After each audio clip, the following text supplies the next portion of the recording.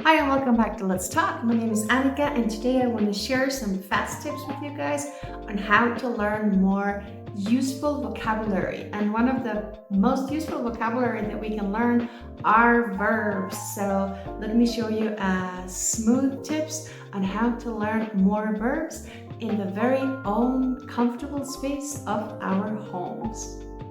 Okay, so I'm going to show you guys some pictures. So here we got a kitchen, and then when I do the activities in my kitchen, I think about them in English. So for example, if I had a class and I learned different kitchen verbs, when I do the activities in my kitchen, I'm going to repeat it in my head. So for example, boil the tea water, fry the eggs, open the cupboard, close the cupboard, take out my teacup, put back the clean dishes. In this form, it's an easy way, and it's also kind of fun because then you're speaking English while you're doing the things, even if you're speaking just inside your head. I think one of the rooms in our house where we do most things is the bathroom. So we have to use the toilet. It's a human necessity. So we have to pee and we need to do more stuff as well. So for example, we can say pee if we do not feel comfortable with that word. We can say tinkle if that makes us feel better.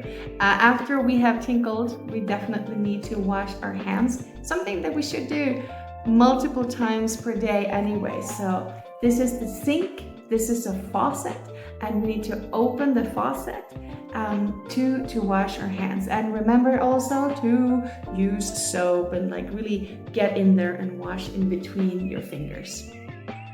Another area that is for cleaning is the laundry room if you have one. So in the laundry room we can find a washing machine. This is also a space where you wash by hand. Maybe we have a laundry basket and we put down the things in the laundry basket. And when we get back into maybe our bedroom where the closet is, we take the things up and we fold them before we put it back into the closet. Another one of my favorite area is the living room. And this is also a space where we do a lot of stuff. We watch TV, we have game nights, we entertain guests, we chill on the sofa, we cover ourselves with a blanket, we lean back, we sit up. There are a lot of things going on there. So whatever things you do in your home, think about them in English, repeat it to yourself.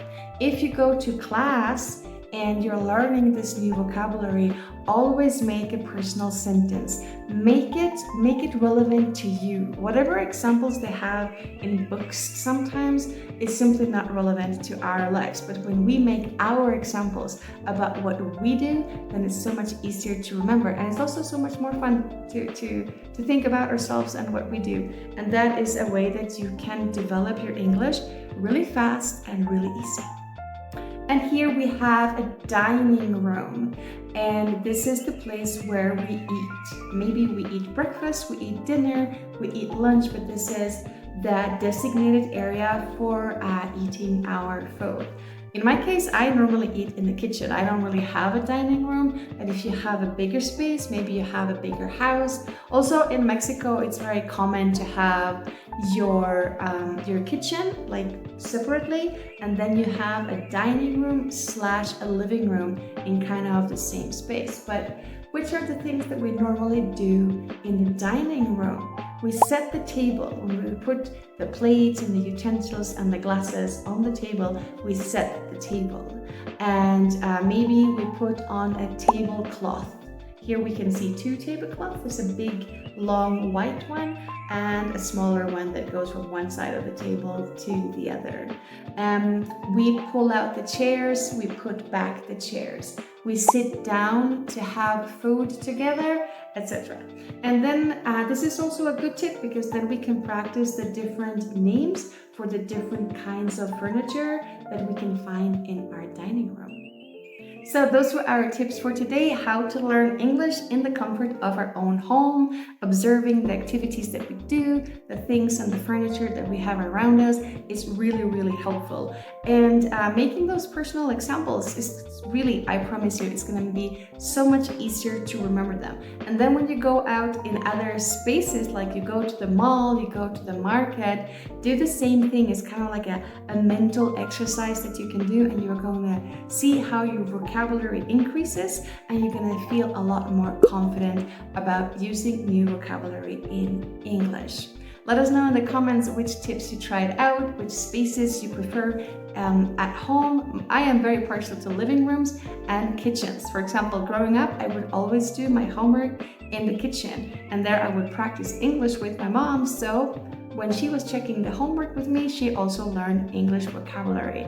And if you have the opportunity to do the same thing with people in your family, please try it out. It makes it funnier, it makes it more dynamic, and you're gonna feel really more confident, because sometimes it's more complicated to speak with friends and family members than to speak with people that you don't know. Remember to follow us here on YouTube, share, recommend our videos. You can also find Let's Talk Texcoco on TikTok, on Instagram, and on Facebook. Let us know what other ideas you would like us to talk about and what other things you would like to learn with us. See you soon. Bye.